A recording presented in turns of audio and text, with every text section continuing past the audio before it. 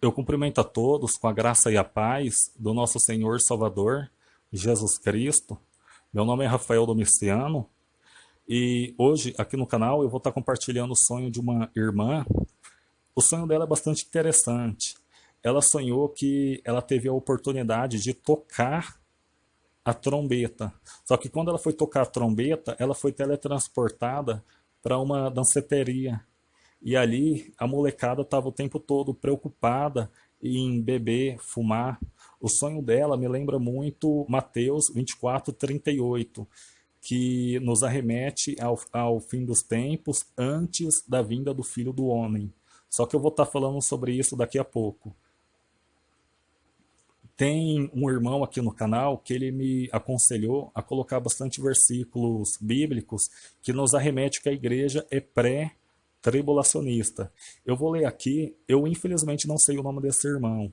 Eu tentei procurar, não achei, tentei encontrar, não encontrei, então infelizmente eu não sei o nome dele.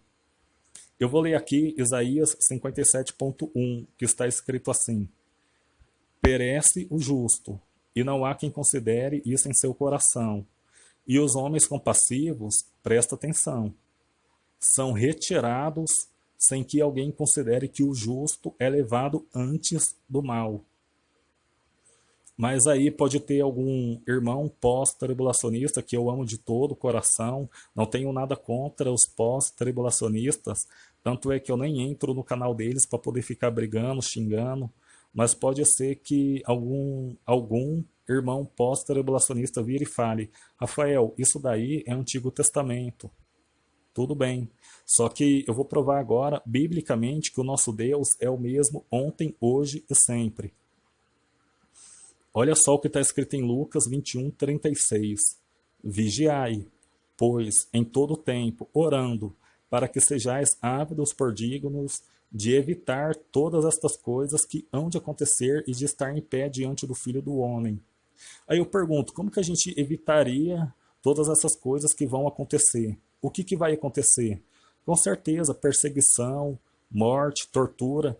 E como que a gente evitaria tudo isso se não o arrebatamento? Eu vou estar continuando aqui, só que mais para frente. Então segura aí. Lucas 21:36. Irmãos, é do caráter de Deus livrar a igreja dele, livrar o povo dele de provas.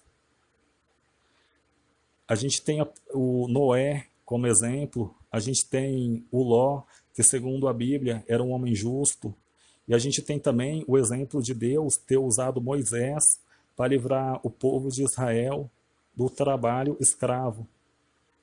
Mas aí podem me perguntar: ô Rafael, eles não foram arrebatados, mas a gente, em arrebatamento, a gente tem o exemplo do Elias e Enoque. Deus viu graça diante deles e quis arrebatá-los. E cabe lembrar que o arrebatamento não é uma coisa da cabeça dos pré-tribulacionistas. É Paulo que fala do arrebatamento. E Paulo, ele foi para o céu, ele viu como tudo funciona. Paulo foi um grande entendedor da palavra. Tem alguns irmãos que perguntam assim: a igreja no passado sofreu perseguição, foi morta. Será que nós somos melhores do que eles? Aí eu também faço uma interrogação respondendo essa pergunta. No passado, quem era contraventor era crucificado. Você matou, você roubou, ia lá e crucificava você na cruz. Hoje, quem mata e rouba, essa pessoa vai presa ou essa pessoa é crucificada? Irmãos, a gente não pode confundir a época daquela igreja há 1500, 2000 anos atrás com a igreja de hoje. As leis mudou. Tinha uma época que quem cometia contravenção tinha que ser crucificado. Hoje a gente vive numa democracia. A gente pode ver biblicamente que Deus ele é o mesmo, tanto no Velho Testamento quanto no Novo Testamento. Então não vamos ficar confundindo essa época. Deus, ele não tem prazer nem na morte de um ímpio. Vocês acham que Deus vai permitir que a igreja dele sofra, seja perseguida, seja morta na grande tribulação? Tem muitos irmãos que acreditam que Deus vai proteger a igreja na grande tribulação aqui na terra mesmo. Aí eu pergunto, como? O sistema maligno, irmãos, ele vem com tudo na grande tribulação. Eles vêm com toda a tecnologia a favor deles. E quem é o sistema maligno? É a maçonaria, é os Illuminatis, é os políticos, é o exército. Eles também terão drones, terão robôs que vão procurar e vai encontrar as pessoas. Porque não é só ficar, como dizem por aí, 7 anos no meio do mato, comendo, bebendo, e depois de 7 anos espera a volta de Cristo. Não é nada disso. Quando o exército encontrar essas pessoas, vai acontecer 2 ocasiões. Primeira ocasião, ou coloca a marca da besta, ou essas pessoas não vai poder comprar e nem vender. Segunda ocasião, ou nega Cristo e vive, ou permanece em Cristo e tem a cabeça cortada fora. Irmãos, na grande tribulação vai ter tortura. Ninguém tem ideia como vai ser a grande tribulação. E eu já falei aqui, quem trata sobre o pré-tribulacionismo é Paulo. E Paulo foi para o céu e viu como tudo funciona. Eu falo sobre isso numa melhor oportunidade, porque senão não vai dar tempo de eu colocar aqui o sonho da irmã. Mas eu quero falar uma coisa que está aqui no meu coração. Irmãos, vamos ficar o tempo todo vigiando, pois quando a gente anda na rua, parece que tudo aparenta estar normal. Quando a gente anda na rua, a gente tem uma sensação de que nada vai acontecer, porque está tudo certo, está tudo beleza. Mas no mundo espiritual, as coisas estão acontecendo. Então vamos vigiar, tá certo? E no próximo vídeo, quem é o brasileiro que vai perseguir e, se possível, matar os evangélicos no Brasil? Quem é ele? Eu falo no próximo vídeo. Fiquem agora com o testemunho da irmã Conceição. Graça e paz. Daí, irmão, no dia 25/3, olha, foram 3 sonhos só no mesmo mês. No dia 25/3, eu sonhei. Esse sonho me deixou um tanto abalada. Eu acordei chorando, porque para mim foi uma coisa tão real. Eu estava assim num gramado, era como na frente tivesse um pasto muito grande, tinha umas vaquinhas assim pastando, e era um gramado muito grande, um lugar muito tranquilo.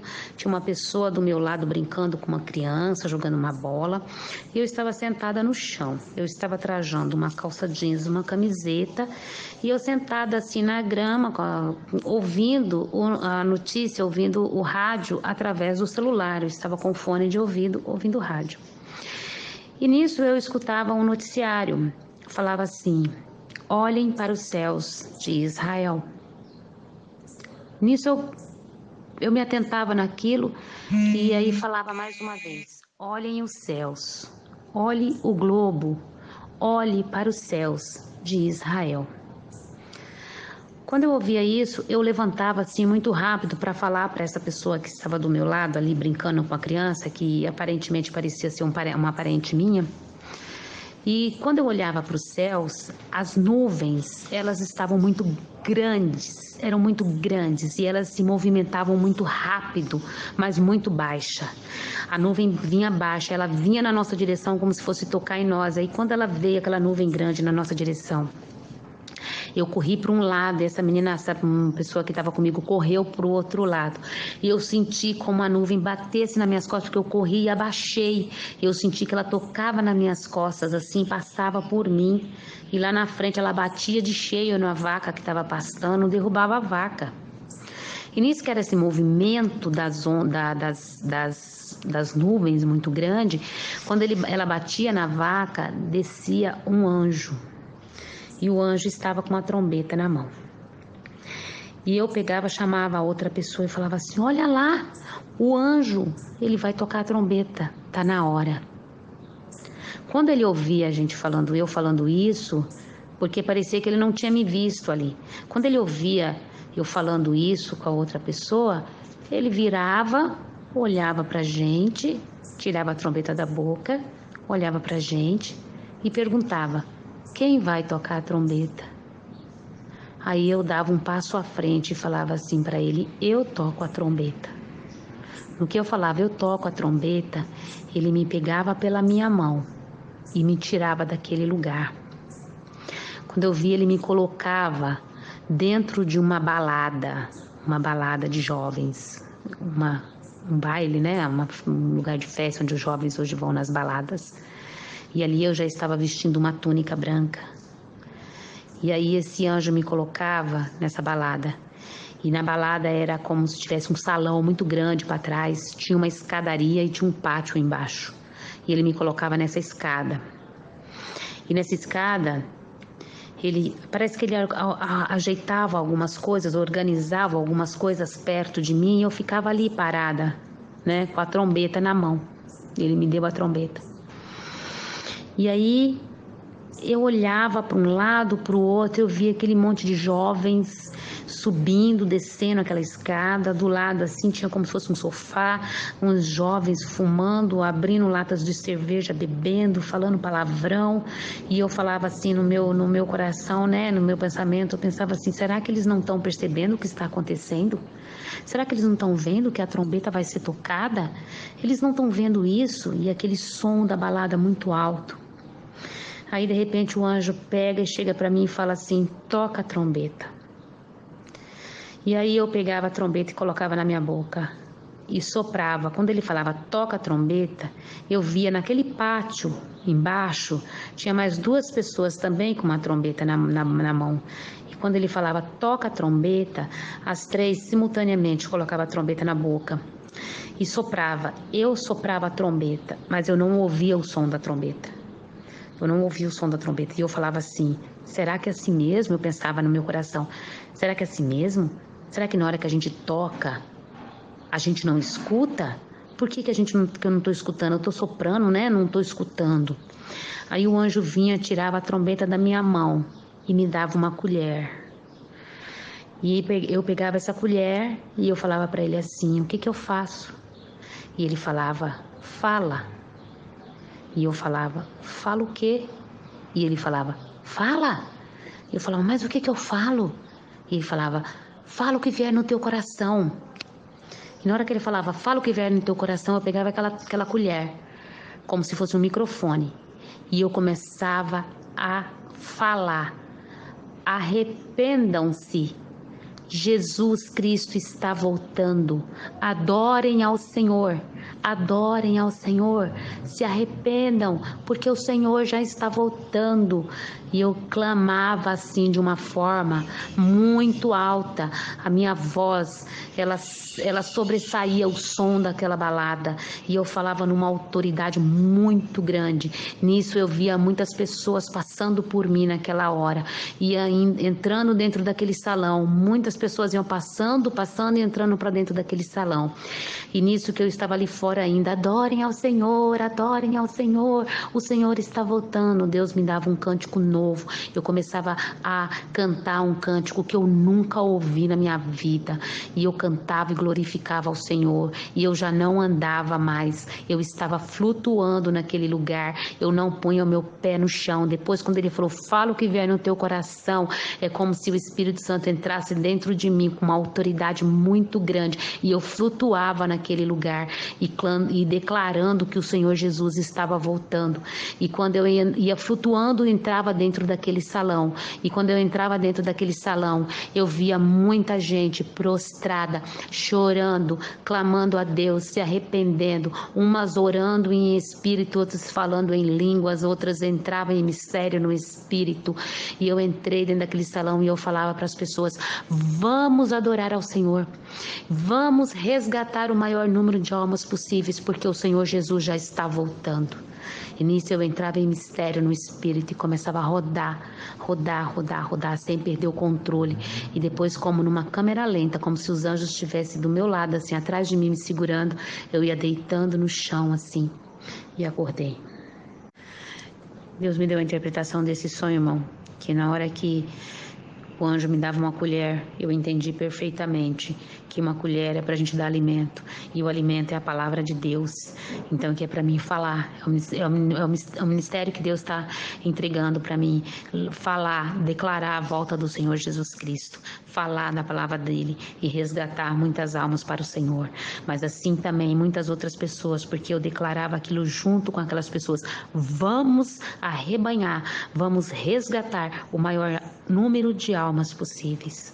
Então, é uma declaração da vinda do Senhor Jesus Cristo, está muito perto, e Deus está clamando para que nós, cristãos que conhecemos a palavra do Senhor, declarar isso, a vinda do Senhor Jesus Cristo, e sair e evangelizar e resgatar o maior número de almas possíveis.